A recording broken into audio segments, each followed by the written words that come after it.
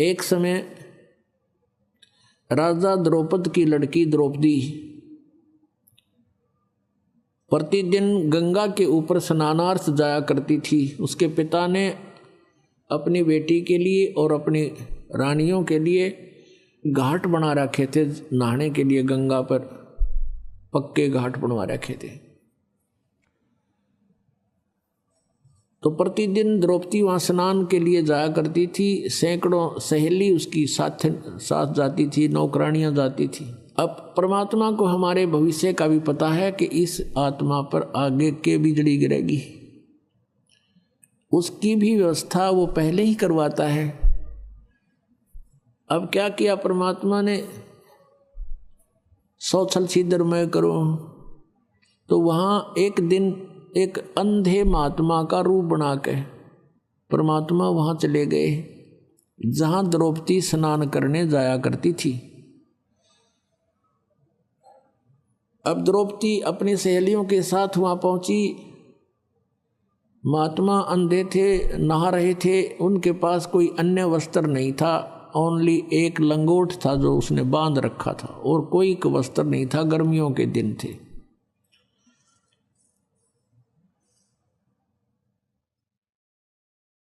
अब द्रौपदी ने देखा कि महात्मा स्नान कर रहे हैं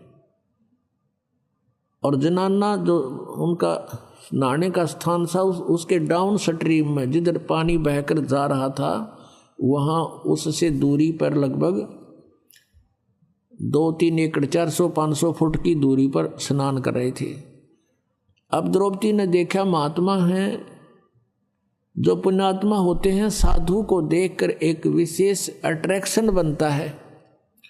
और परमात्मा कबीर देव जी भी कहते हैं, कबीरा दर्शन साध के परमात्मा आवे याद, और लेखे में वाहे घड़ी बाकी का समय बर्बाद। साधु दर्शन राम का मुख पर बसे सुहाग, और दर्शोनी को होत हैं जिनके पूर्ण भाग। तो द्रौपदी की आत्मा क्योंकि पहले जन्म जन्मांतर से भगवान की भक्ति करती आ रही थी और परमात्मा के साथ नहीं जा चुकी वो आत्मा फिर वहाँ अपने कर्म न भोग रही थी। एकदम कसक हुई कि महात्मा से कुछ बात करेंगे, परमात्मा की चर्चा करेंगे। फिर उसने सोचा कि साधु स्नान कर रहे हैं, तू भी स्नान कर ले, फिर आराम से बैठकर बात करेंगे, कुछ चर्चा करेंगे भगवान की। द्रौपदी ने स्नान कर लिया, आध पौन घंटा लग गया, और वस्त्र पहन के साड़ी बांध के वो बाहर आई। क्या देखा कि महात्मा की तरफ देखा कि चले तो नहीं गए। सामने क्या देख रही है कि महात्मा तो गहरे जल में चले गए। पहले तो ऊपर थे घुटनों से पानी में, फिर एकदम नीचे इतने पानी में, छाती पानी में पहुंच गए, और ऐसे हाथ मार रहे हैं, कोई वस्तु ढूंढ रहे हैं। द्रौपदी ने ध्यान से देखा कि महात्मा के पास कोई वस्त्र नहीं है, बाहर भी वस्त्र नहीं है किनारे पर, और एक ही लंगोट बांध रखा था, वो पुराना होने से उसका धागा टूट गया और वो बह गया पानी में। शर्म के मारे वो महात्मा और छाती से ऊपर तक जल में प्रवेश कर गया कि इधर बहन बेटियां स्नान कर रही हैं। आवाज से उसने महसूस किया। अब उन्होंने आइडिया लगाया द्रौपदी ने कि ये महात्मा अंधा है, इसको दिख नहीं रहा, इसी कारण से इधर गलत स्थान पर आ गया, नहीं तो इधर कोई पुरुष नहीं आता, ये अनजानपने में आ गया। यदि वहाँ कोई आसपास पुरुष आ जाता तो उसको सजा देते थे। उसको महसूस हुआ कि ये महात्मा आंखों वाला नहीं है, नहीं तो इधर नहीं आता। फिर द्रौपदी ने देखा कि इसके पास वो कोई वस्त्र नहीं है, और ये महात्मा शर्म के मारे जल में प्रवेश कर गया है, ये बाहर नहीं आएगा, और बेचारा सारा दिन इसमें खड़ा रहेगा, रात्रि के समय हुई ये बाहर आएगा, और फिर इसको वस्त्र कहाँ मिलेगा। तो लड़की ने उसी समय अपनी साड़ी में, जो राजा की लड़की कितनी कॉस्टली साड़ी पहनती होगी, विचार कर लीजिए पुण्यात्मा। और इसको कहते हैं कि लूट सको तो लूटियो, राम नाम की लूट पीछे फिर पछताओगे, प्राण जहांगे छूट। अब इसको लूट कहते हैं। भगवान को कैसे लूटना है?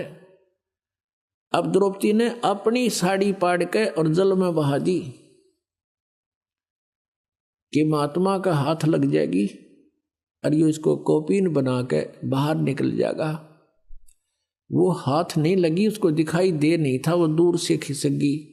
लड़की ने दूसरी साड़ी पाड़ी और फिर बहा दी, वो भी उसके लीर हाथ नहीं लगी। लीर माने एक टुकड़ा। दूसरी फिर पाड़ा वो एक लीर सी और वो बहा दी, वो भी हाथ नहीं लगी। 7-8 कौपीन, कम से कम 8-9 इंच की पाड़े थी। और ये 2 गेट देख लो कितने हो गए, लगभग 1.5 फुट हो जाता। 7-8 में तो आधे से ज़्यादा साड़ी गई। फिर उसने सोचा कि भी महात्मा है, पिता के समान है और ऐसे कोई यूज नहीं, मैं दूर से शर्म के मारी मैं भी दूर से डाल रही हूँ। तो लड़की ने एक लकड़ी देखी लंबी, उस लकड़ी के एक और लीर पाड़ के अपने साड़ी की एक टुकड़ा और उस लकड़ी का लपेट लिया और नू लटका लिया आधे से ज़्यादा।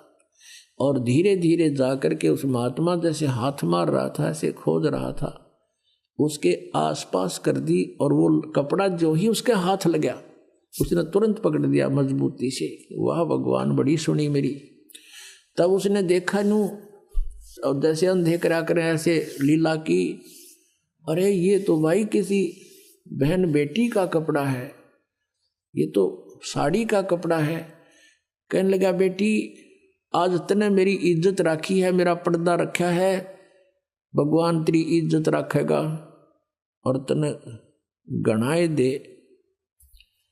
अब कहते हैं 7 वचन पलटे नीचे पलट जा ब्रह्मांड, और वो तो भगवान आ रहे थे साध रूप में। अब पुण्यात्मा देते को हर देत है, जहां तहां से आन, ना दिया फिर मांगते फिरियो, परमात्मा सुने नहीं कान।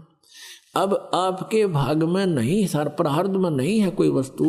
अब आपसे वो द्रौपदी वाली रिहर्सल कराई जा रही है, ये आपसे दान करवाया जा रहा है, आपको प्रेरित किया जा रहा है। और आने वाली कुछ आपदाएं आपकी ऐसे ही टलेंगी।